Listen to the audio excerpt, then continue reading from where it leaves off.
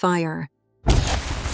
Although fire is commonly seen as a force of destruction, humanity owes a great deal of its success to fire.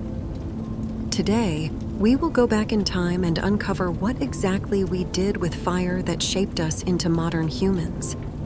How did fire make us smarter? How did it start the first civilizations? The answer is something that we often take for granted, although critical in our evolution as a species. Cooking. Cooking, you see, is more than just preparing food. It's an art form that has, quite literally, fueled the evolution of our minds and bodies. It brought us together, families and communities, sharing meals and stories, passing down traditions from one generation to the next. So join me as we explore how the simple act of cooking transformed us from mere creatures of the earth to architects of the future. So, who was the first cook? Controlled fire dates to around 300,000 years ago. Homo erectus, Neanderthals, and Homo sapiens began using fire frequently. And believe it or not, all three human species coexisted during that era. Evolution wasn't a straight line. Some came in earlier, some left earlier, but at one point we were all sharing this planet together. The discovery of fire likely happened by chance. Early humans might have initially capitalized on natural fires sparked by lightning or volcanic eruptions. Eventually, they grasped the concept of creating fire through friction. The true origins remain a mystery, but what we do understand is that once discovered, this knowledge spread among their children and neighbors, largely through observation and shared experience. You can say that fire marked the first major distinction between humans and other animals. Throughout the Earth's history, most animals relied solely on their physical attributes to survive: muscle strength, tooth size, wingspan. Humans were no exception, just another vulnerable mammal in the food chain. But suddenly, we had an edge over the other animals. We weren't just fragile mammals anymore. We had something that set us apart. Fire gave us the ability to inhabit colder climates, broadening the range of environments where humans could flourish. It also served as a deterrent to predators and brought light to the darkness at night. Fire was also used to make better stone tools by heating and shaping them, improving their effectiveness for hunting and cutting. Fire helped humans do all sorts of things, but the best thing fire did was cook. Foods that humans cannot digest in their natural forms, such as wheat, rice, and potatoes, became staples of our diet thanks to cooking. Before we learned how to cook, our original diet came from foraging raw foods that were available in our environment. Early humans existed somewhere in the middle of the food chain, not exactly top hunters, more like scavengers. Some of the earlier animal-based diets of archaic humans was marrow. This was because early humans couldn't hunt the way lions do or eat raw meat the way they do, so we let the lions hunt first. Imagine a lion taking down an animal and eating it while an early ape-like human watched from the sidelines. Before we approach and take a bite, we let the hyenas go ahead and eat the leftovers. Only after all these predators take their turn will we get the chance to eat the leftovers of the leftovers and eat the edible tissue that remained. Some of the earliest uses of stone tools were actually not for hunting, but for cracking open bones in order to get to the marrow. This is similar to how chimpanzees use sticks to extract termites from mounds, or how sea otters use rocks to crack open shells to eat the contents within. Very early humans weren't exactly unique for their use of improvised stone tools, since many animals, believe it or not, also used improvised tools like rocks and sticks to get their food. We didn't get a lot of nutrients from the food that we gathered, and our body's functions and power were limited to the energy we consumed. By cooking our meals, we unlock more nutrients and calories from meat and veggies, giving our bodies a significant nutritional boost. This shift to a varied and nutrient-rich diet has been a game changer for human health. This is because cooking breaks down tough fibers and makes nutrients easier to absorb, offering a higher calorie and nutrient yield compared to raw food. All of this fueled the expansion of early human brains.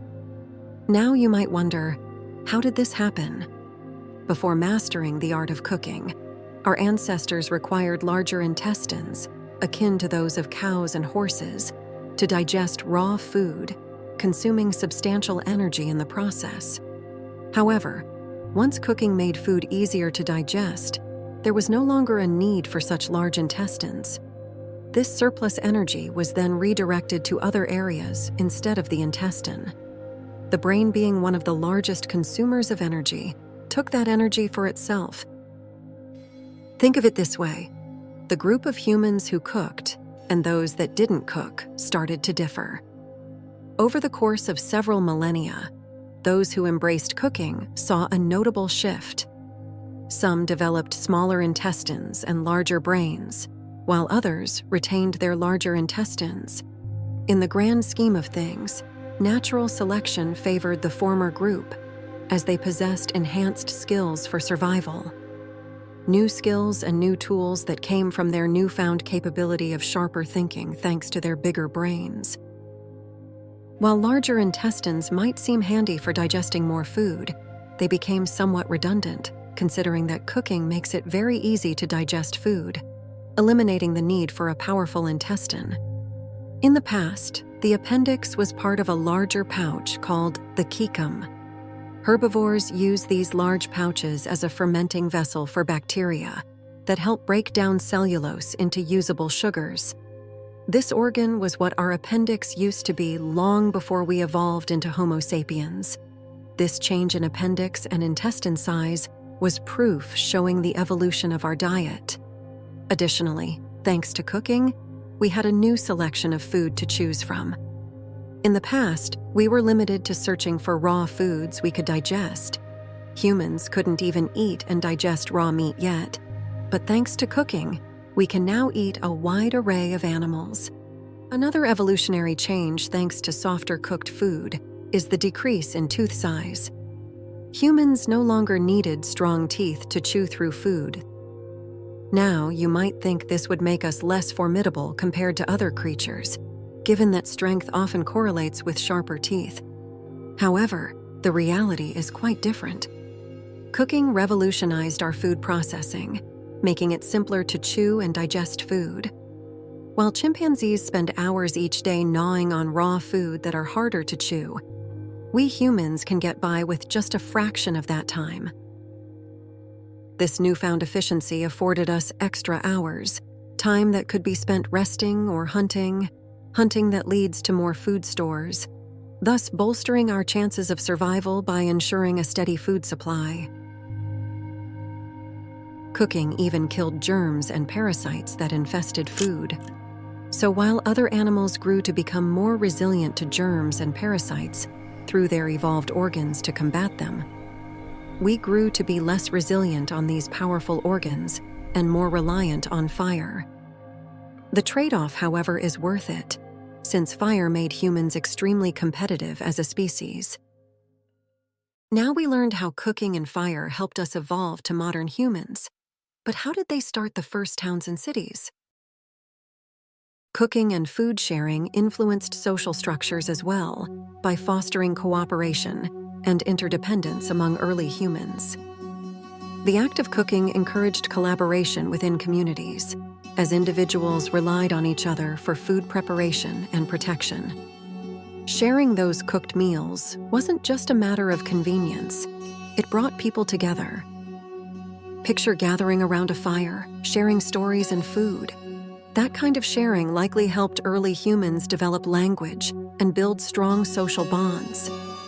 It also defined roles within the community: who guarded the food, who cooked it, and who shared it. So cooking wasn't just a way to feed ourselves. It was a cornerstone of our social structures, helping us work together, build communities, and form relationships.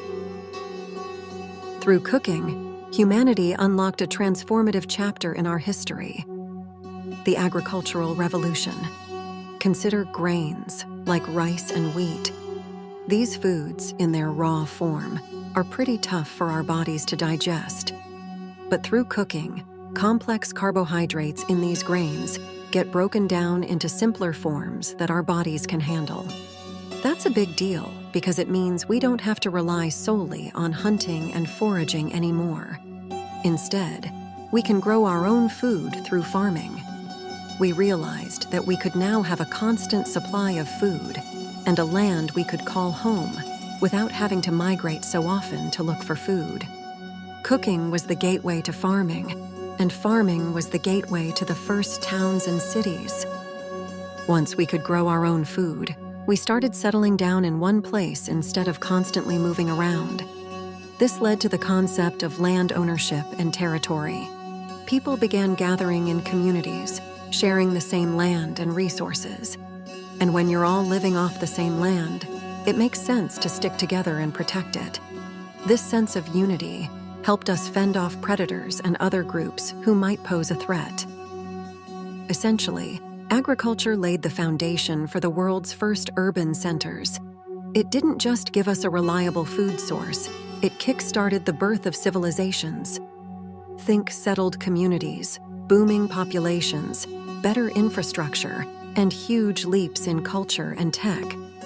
Agriculture was the spark that ignited our journey to where we are today.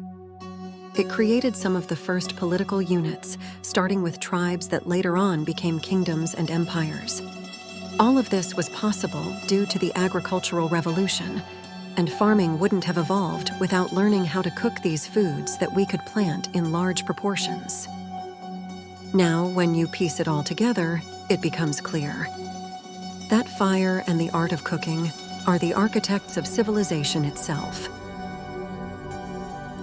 By harnessing fire, humans were able to capture the power of the sun, enabling us to expand our capabilities and explore new possibilities.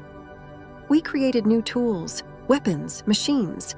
But even amidst all our advancements, the simplest yet most profound aspect of fire's legacy should not be overlooked. Consider your dinner table at home, where you eat together with those you love, much like our ancestors did under the night sky. Here lies perhaps fire's greatest gift, not new technology, not new tools, but rather food, cooked food. For food is not just sustenance, it's the essence of life itself, the very thing for which all creatures, from the tiniest insect to the mightiest predator, live and die for. In this simple act of preparing and sharing a meal, we connect with our past, our loved ones, and the very essence of what it means to be alive. Cooking is more than just a means to satiate hunger. It's a ritual that binds us, a skill that defines us, and a tradition that tells the story of who we are.